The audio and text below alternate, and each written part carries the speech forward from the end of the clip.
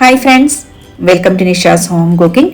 അപ്പോൾ ഇന്നത്തെ നമ്മുടെ റെസിപ്പി നല്ല അടിപൊളിയായിട്ടുള്ളൊരു ബിരിയാണി റെസിപ്പിയാണ്. ഇത് നമ്മൾ ദം ചെയ്തിരിക്കുന്നത് അപ്പച്ചെമ്പിലാണ്.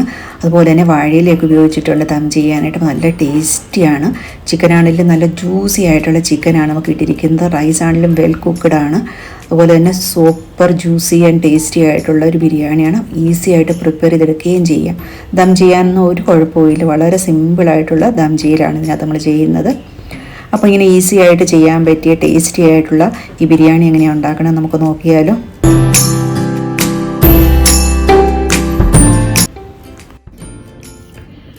ഇപ്പം നമ്മുടെ ബിരിയാണിക്ക് വേണ്ടി ഇപ്പോൾ 1 കിലോ ചിക്കനാണ് എടുത്തിരിക്കുന്നത്. നല്ലപോലെ വാഷ് ചെയ്ത് നമ്മൾ വിനാഗിരി ഉപ്പൊക്കെ ഇട്ട് വാഷ് ചെയ്ത് വെച്ചിരിക്കുന്നതാണ്. അപ്പോൾ നമുക്കിതിനൊന്ന് മാരിനേറ്റ് ചെയ്ത് വെക്കാം. 1 സ്പൂൺ ഉപ്പ് ഇടുന്നുണ്ട്. പിന്നെ ഞാനിപ്പോൾ കാശ്മീരി ചില്ലി പൗഡറാണ് ചേർക്കുന്നത്. നമുക്ക് വറുത്തൊക്കെ കഴിയുമ്പോൾ നല്ലൊരു കളർ കിട്ടും. അതിന് വേണ്ടിയിട്ട് ഒരു 1.5 സ്പൂൺ 2 സ്പൂൺ, കാരണം കാശ്മീരി ചില്ലി പൗഡർ എരിവൊട്ടും അത്ര വരത്തില്ല, നമുക്കൊരു കളർ കിട്ടുകയും ചെയ്യും. ഞാൻ 2 സ്പൂൺ ഇട്ടിട്ടുണ്ട്. 1 സ്പൂൺ അടുപ്പിച്ച് മഞ്ഞൾപ്പൊടി, ഒരു 1/2 സ്പൂൺ കുരുമുളക് പൊടി, പിന്നെ ഇത് ഗരം മസാല പൗഡറാണ്, നമ്മൾ വീട്ടിൽ പൊടിച്ച പൊടിയാണ്. അത് ഞാൻ ഏകദേശം 1/2 സ്പൂൺ ഇടുന്നുണ്ട്. ഞാൻ ഈ ജിഞ്ചർ ഗാർലിക് പേസ്റ്റ് ആണ് എടുത്തിരിക്കുന്നത്. 1 സ്പൂൺ അടുപ്പിച്ചുണ്ട്. അപ്പോൾ ഇത് നമ്മൾ കുറച്ച് ചേർത്താൽ മതി. ഒത്തിരി ചേർത്ത് കഴിഞ്ഞാൽ ചിലപ്പോൾ ചിക്കൻ വറക്കുന്ന സമയത്ത് ചീനിച്ചട്ടിയിൽ പിടിക്കാനുള്ള സാധ്യതയുണ്ട്. അപ്പോൾ ഞാൻ അതും കൂടി ചേർക്കുവാണ്. 1 ടേബിൾ സ്പൂൺ കോൺഫ്ലോർ ചേർക്കുന്നുണ്ട്. അപ്പോൾ അതും കൂടി ഇട്ട് നെക്സ്റ്റ് നമ്മൾ ചേർക്കുന്നത് 1 നാരങ്ങയുടെ ഞാൻ ജ്യൂസ് എടുക്കുന്നുണ്ട്, ലൈം ജ്യൂസ്. നമുക്കിതെല്ലാം കൂടി നല്ലപോലെ ഒന്ന് മിക്സ് ചെയ്യാം. മസാല എല്ലാം മിക്സ് ചെയ്ത് എടുത്തു വെച്ചിട്ടുണ്ട്. ഇനി നമുക്കിതൊരു 2-3 മണിക്കൂർ ഒന്ന് മാരിനേറ്റ് ചെയ്യാൻ വെക്കാം. അപ്പോൾ ഇത് ഓവർനൈറ്റ് മാരിനേറ്റ് ചെയ്യുകയാണെങ്കിൽ അതാണ് ഏറ്റവും ബെസ്റ്റ്. ടൈം കുറവാണ്, കുറച്ച് നേരം ഉള്ളെങ്കിൽ ഒരു മിനിമം 1/2 മണിക്കൂറെങ്കിലും നമ്മൾ മാരിനേറ്റ് ചെയ്ത് വെക്കണം. എന്നാൽ ഇതിനകത്തോട്ടെല്ലാം മസാലയും കയറി പിടിക്കത്തുള്ളൂ. ഞാനിവിടെ എടുത്തിരിക്കുന്നത് ഇത് ജീരകശാല റൈസ് ആണ്.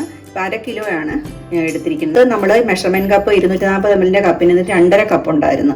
നമ്മൾ 2.5 കപ്പ് ഈ മെഷർമെന്റ് അറിയുവാണെങ്കിൽ നമുക്ക് കറക്റ്റ് ആയിട്ടുള്ള വെള്ളത്തിന്റെ അളവ് അറിയാൻ പറ്റും. പോലെ കഴുകിയിട്ട് ഒരു 15 മിനിറ്റ് നമുക്ക് സോക്ക് ചെയ്യാൻ വെക്കാം. ബിരിയാണിയൊക്കെ ഉണ്ടാക്കുമ്പോൾ എപ്പോഴും അരി ഉണ്ടല്ലോ, കഴുകിയിട്ട് വേണം സോക്ക് ചെയ്യാൻ. അപ്പം ഞാൻ കഴുകിയിട്ട് സോക്ക് ചെയ്യാൻ വെക്കാം.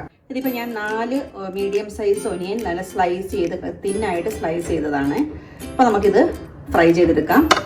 പിന്നെ അതുപോലെ തന്നെ ഞാൻ കുറച്ച് കാഷ്നട്ടും കുറച്ച് കിസ്മിസും എടുത്ത് വെച്ചിട്ടുണ്ട്.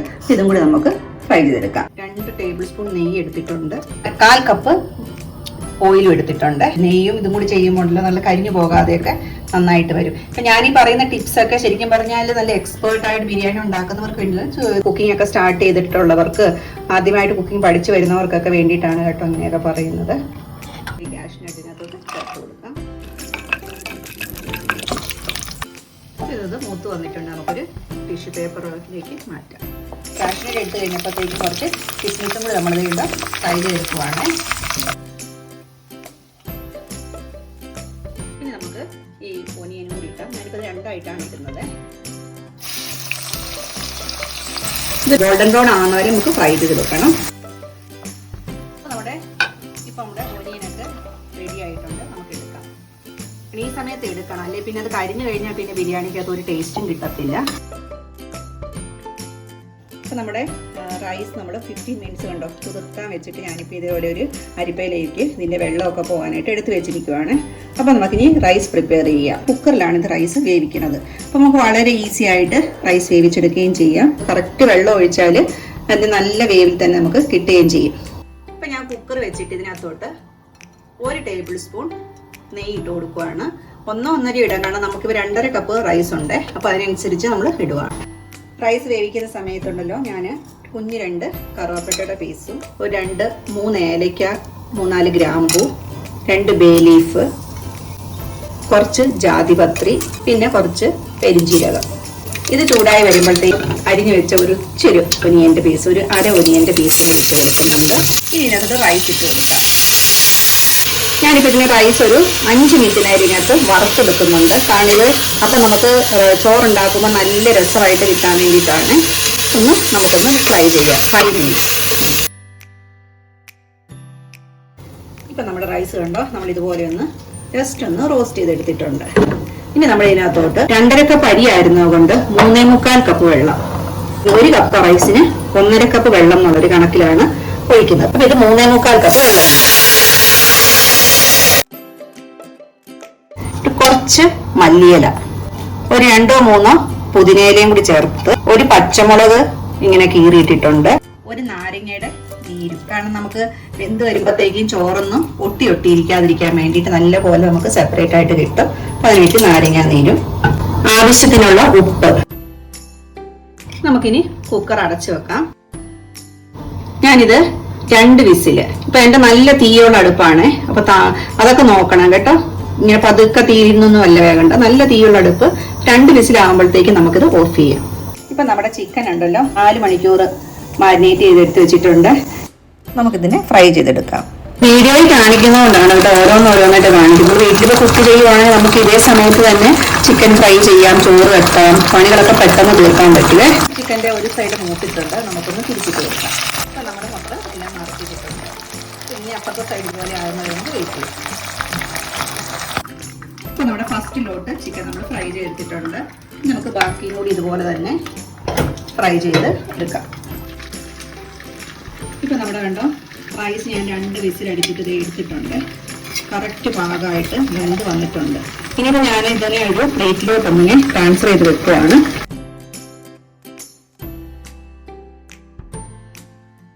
കുറേ നേരം കുക്കറിൽ ഇരുന്നാൽ എന്ത് പറ്റും, ചിലപ്പോൾ ഇതിങ്ങനെ കട്ട പോലെ വരുവേ. കറക്റ്റായിട്ട് നല്ലതായിട്ട് ചോറ് വന്നിട്ടുണ്ട്. ഞാൻ കുറച്ച് നേരം ഒന്ന് പോയിട്ട് അതിനൊന്ന് തണുക്കാൻ വെക്കുവാണ്. ബാക്കി നമ്മുടെ എല്ലാ സാധനവും റെഡിയായി വരുമ്പോഴത്തേക്കും ചൂട് നല്ല രസമായിട്ട്. ബിരിയാണി മസാലയ്ക്ക് വേണ്ടിയിട്ട് ഞാൻ ഒരു മീഡിയം സൈസ് 4 സവോളയാണ് ഞാൻ ഇതുപോലെ നൈസായിട്ട് നല്ല ഫൈനലി ചോപ്പായിട്ട് ചെയ്തിരിക്കുന്നത്. നമ്മൾ ആ സെയിം ഓയിൽ തന്നെയാണ് കേട്ടോ ചെയ്യുന്നത്. ഇനി ഫ്രഷ് ഓയിൽ ചെയ്യണമെന്നുണ്ടെങ്കിൽ ചെയ്യാം കേട്ടോ. ഞാനിപ്പോൾ ഓർത്ത് അതിനകത്ത് ചിക്കൻ്റെ ആ ഒരു ഇതൊക്കെ നമുക്ക് കിട്ടുമല്ലോ. 1 ടേബിൾ സ്പൂൺ ഇഞ്ചി വെളുത്തുള്ളി പേസ്റ്റ് ഇട്ടു. 3 കണ്ട വലിയ തക്കാളിയാണ് എടുത്തേക്കണേ. ഇത് നമുക്ക് ഒന്ന് അരച്ചെടുക്കാം. നമുക്ക് മിക്സിയിലൊന്ന് ഞാൻ അടിച്ചെടുത്തിട്ട് വരാം. ഇപ്പോൾ ഞാൻ തക്കാളി അരച്ചെടുത്തിട്ടുണ്ട്. ഇനി തക്കാളി പീസ് ചെയ്തിടണമെന്ന് വെച്ചാൽ അങ്ങനെ ചെയ്താലും മതി കേട്ടോ. ഫ്രഷ് ആയിട്ട് നമ്മുടെ സ്പൈസസ് ഒക്കെ ഒന്ന് അരച്ചെടുക്കുന്നുണ്ട്. അതിൻ്റെ ഒപ്പം തന്നെ 2 പച്ചമുളകാണ് ചേർക്കുന്നത്. ഒരു 2 സ്പൂൺ തൈര്. നമ്മളിപ്പോൾ ഓൾറെഡി തക്കാളിയൊക്കെ എടുത്തിട്ടുണ്ടല്ലോ ഇത്ര, അതുകൊണ്ട് നമുക്ക് ഒരു 2 സ്പൂൺ തൈര്. ഇത് പുളി കുറഞ്ഞ തൈരാണ് കേട്ടോ. നമ്മൾ നോക്കണമേ, പുളിയൊക്കെ ഉള്ളതാണെങ്കിൽ അതിനനുസരിച്ച് മൊത്തത്തിൽ പിന്നെ പുളി ഒത്തിരി കൂടിപ്പോവേ. ഇനി നമ്മൾ ഇതിനകത്തോട്ടൊരു 4-5 ഗ്രാമ്പൂ, ഒരു കുഞ്ഞു പീസ് കറുവാപ്പട്ട, 2-3 ഏലയ്ക്ക, ഇതൊക്കെ കൂടി അരയ്ക്കുമ്പോൾ ഉണ്ടല്ലോ നമുക്ക് ശരിക്കും ഫ്രഷ് ആയിട്ടുള്ള മസാലയുടെ ടേസ്റ്റ് വരുമ്പോൾ ബിരിയാണിക്കും ആ ഒരു ടേസ്റ്റ് വരും. അപ്പോൾ നല്ല രസമാണ്. ഇതിനോടൊപ്പം കുറച്ച് ഫെനൽ സീഡും കൂടി ചേർക്കുവാണ്. ഇത് കുറച്ച് സാഹിജീരയാണ്, ഇത് ഇടണം കേട്ടോ. ഇത് ബിരിയാണിയുടെ നല്ല ടേസ്റ്റ് തരുന്ന സാധനമാണ്. 1 സ്പൂൺ മല്ലിപ്പൊടി, ചെറിയൊരു സ്പൂണിനകത്ത് കാശ്മീരി ചില്ലി പൗഡറാണ് ഇടുന്നത്. കുറച്ച് മഞ്ഞൾപ്പൊടിയും കൂടി ചേർത്ത് കൊടുക്കാം. ഇത് എല്ലാം കൂടി നമുക്ക് നല്ല സോഫ്റ്റ് ആയിട്ട് നല്ല പോലെ അരിച്ചെടുക്കണം. സവോളയും വെളുത്തുള്ളി ഇഞ്ചി പേസ്റ്റ് ഏകദേശം മുരിഞ്ഞ് വന്നിട്ടുണ്ട്. അത് ആവശ്യത്തിന് മൂത്തിട്ടുണ്ട്. ഈ സമയത്ത് നമ്മുടെ അരച്ചു വെച്ചിരിക്കുന്ന തക്കാളിയും കൂടി ചേർത്ത് കൊടുക്കാം. മസാല കണ്ടോ ഇതുപോലെ അരച്ചെടുത്തിട്ടുണ്ട്. തക്കാളിയും സവോളയും എല്ലാം നല്ലപോലെ വഴന്ന് വന്നിട്ടുണ്ട്. എണ്ണയൊക്കെ തെളിഞ്ഞ സൈഡിൽ. ഈ സമയത്ത് നമ്മളിപ്പോൾ അരച്ചു വെച്ച ഈ മസാല ഇതിനകത്തോട്ട് ചേർത്ത് കൊടുക്കാം. നമ്മൾ ഇതിനകത്തോട്ട് ചേർക്കുന്നത് ഈ വറുത്ത് വെച്ചിരിക്കുന്ന നമ്മുടെ സവോളയും കുറച്ചെടുത്ത് നമുക്ക് അതും കൂടി ഇതിനകത്തോട്ട് പൊടിച്ചിട്ട് ചേർക്കാം. ഇനി ചേർക്കുന്നതിനകത്തോട്ട് മല്ലിയില, ഏകദേശം 1 കപ്പ് അടുപ്പിച്ച് മല്ലിയില ചേർത്തു. ഇനി നമുക്ക് അടുത്തതായിട്ട് പുതിനയില. ഞാൻ പുതിനയില കുറച്ച് ചേർക്കുന്നു. മല്ലിയിലയാണ് നമ്മൾ എപ്പോഴും കൂടുതൽ ചേർക്കേണ്ടത്. ഈ സമയത്ത് നമ്മുടെ മസാല നല്ല പെർഫെക്റ്റ് ആയിട്ട് റെഡിയായിരിക്കുവാണ്. നമ്മൾ ഇതുവരെ ഉപ്പിട്ട് കൊടുത്തിട്ടില്ല. അപ്പോൾ ചിക്കൻ വറുത്ത് ടേസ്റ്റ് ചെയ്തപ്പോൾ അതിന് കറക്റ്റ് ഉപ്പാണ്, കൂടുതൽ ഉപ്പില്ല. ഗ്രേവിക്ക് മാത്രമുള്ള ഉപ്പാണ് ഞാൻ ചേർത്ത് കൊടുത്തത്. ഈ ചിക്കൻ വറുത്ത് വെച്ചെല്ലാം നമ്മൾ ഇതിനകത്ത് ചേർത്ത് കൊടുക്കാം. പ്ലേറ്റ് ഒന്ന് കഴുകി ഇച്ചിരി ചൂടുവെള്ളം നമുക്ക് ഒഴിക്കാം. ഇനി ഇതെന്ന് പറയാൻ നമുക്ക് പ്രോസസ്സ് ഒത്തിരി കൂടുതലൊന്നുമില്ല. കാരണം നമ്മുടെ വെന്തിരിക്കുന്ന ചിക്കനാണ്. ഓൾമോസ്റ്റ് 80% ഒക്കെ വെന്തമാണ് ചിക്കൻ. അപ്പം ബിരിയാണിയുടെ എല്ലാ മസാലയും കയറാൻ വേണ്ടിയിട്ട് നമുക്കൊരു 10 മിനിറ്റ് ഒക്കെ വെച്ചാൽ മതിയാവും. ഈ രീതിയിൽ 10 അല്ലെങ്കിൽ 15 മിനിറ്റ് നമുക്ക് ഈ മസാല വെച്ച് നല്ലപോലെ ഒന്ന് അടച്ച് വെച്ച് കഴിച്ചെടുക്കാം. അപ്പോൾ കണ്ടോ ചിക്കൻ നല്ല റെഡിയായി വന്നിട്ടുണ്ട്. ഞാനൊരു 10 മിനിറ്റ് ഒക്കെ ആയപ്പോൾ തന്നെ എടുത്തു കേട്ടോ. സൈഡിൽ നിന്നൊക്കെ എണ്ണയൊക്കെ തെളിഞ്ഞ് വന്നിട്ടുണ്ട്. ഞാൻ ഓഫ് ചെയ്യുവാണ്. ഇനി നമുക്ക് ദം ചെയ്യാം. പിന്നെ ദം ചെയ്യുന്നത് ഞാനത് ഈ അപ്പച്ചെമ്പിലാണ്. താഴെ ഒരു വാഴയിലൊക്കെ ഇട്ടിട്ടുണ്ട്. അപ്പം നമുക്ക് ആ വാഴയിലയുടെയൊക്കെ നല്ല ടേസ്റ്റ് വരും. അതുപോലെ തന്നെ ദം ചെയ്യുമ്പോൾ നമുക്ക് 1-2 പ്രാവശ്യം നമ്മൾ താഴെ കരിഞ്ഞു പോകുമോ അല്ലെങ്കിൽ എന്തെങ്കിലുമൊക്കെ. ഇപ്പം ആദ്യമായിട്ടൊക്കെ ദം ചെയ്യുന്ന ആൾക്കാർക്കൊക്കെ ഉണ്ടാകുന്ന കുറേ കൺഫ്യൂഷനൊക്കെ ഉണ്ട് അല്ലേ. അതൊന്നും ഉണ്ടാകത്തില്ല നമ്മുടെ ഈ അപ്പച്ചെമ്പിൽ. ഇതിനകത്ത് നമ്മൾ ദം ചെയ്താൽ പിന്നെ വാഴയിലൊക്കെ ചെയ്യുന്നത് കൊണ്ട് ഇത് സ്റ്റീമായി വരുന്നത് കൊണ്ടും ഭയങ്കര ഒരു ടേസ്റ്റാണ്. അപ്പോൾ ലാസ്റ്റ് ടൈം ഞാനിങ്ങനെ ചെയ്തപ്പോൾ എനിക്ക് ഇഷ്ടപ്പെട്ടത് കൊണ്ടാണ് ഞാൻ ഇങ്ങനെ ഇപ്രാവശ്യം വീഡിയോയിലും കാണിക്കാമെന്ന്. നമുക്ക് ദം ചെയ്യാൻ തുടങ്ങാം. അപ്പോൾ ഈ ചിക്കൻ്റെ കണ്ടോ, നമുക്ക് ഒത്തിരി കൂടുതൽ ഇങ്ങനെ മസാലയൊന്നും ഇല്ല, എങ്കിൽ ഒരു നല്ലൊരു ഗ്രേവി പരുവാണ്. ഫസ്റ്റ് ലെയറിൽ നമുക്ക് ചിക്കനാണ് വെച്ച് കൊടുക്കുന്നത്.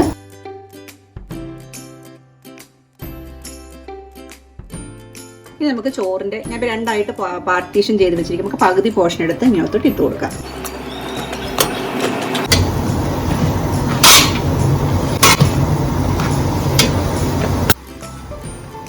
ഇനി നമ്മൾ ഇതിന്റെ പുറത്തോട്ട് നമ്മൾ നേരത്തെ പുറത്ത് വെച്ചിരിക്കുന്ന ഈ സവാളയുടെ കുറച്ച് മല്ലിയില, 2-3 പുതിനയില, കുറച്ച് നെയ്യ്, കുറച്ച് ഗരം മസാല പൗഡർ, ഇത് ഓപ്ഷനിൽ ആകട്ടോ. Next layer chicken.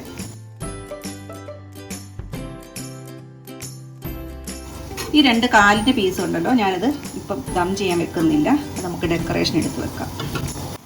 ഈ ചീനിച്ചട്ടിയുടെ മസാലയിലേക്ക് നമുക്ക് കുറച്ച് ചോറിട്ട് കൊടുക്കാം.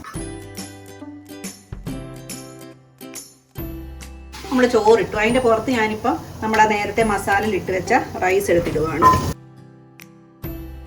നേരത്തെ ചെയ്ത പോലെ തന്നെ കുറച്ച് മല്ലിയിലയും പുതിനയിലയും കുറച്ച് ഫ്രൈഡ് ഒനിയനും കൂടി നമുക്ക് ഇതിൻ്റെ പുറത്ത് വെച്ച് കൊടുക്കാം.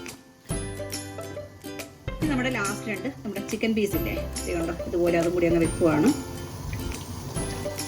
പിന്നെ ലാസ്റ്റത്തെ നമ്മുടെ കാഷ്യൂനട്ട് കിസ്മിസ് ഫ്രൈഡ്.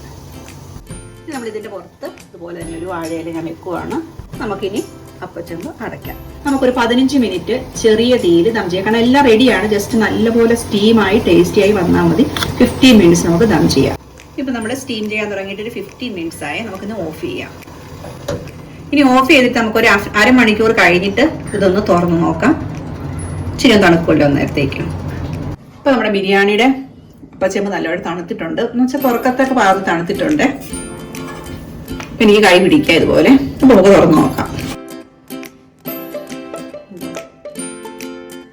അടിപൊളിയായിട്ട് കണ്ടോ ഇരിക്കുന്നത്, സൂപ്പറായിട്ട് ഇരിപ്പുണ്ട് അല്ലേ. നമുക്കിനി ഇത് പതുക്കെ പ്ലേറ്റിലോട്ടൊന്ന് സെർവ് ചെയ്യാം.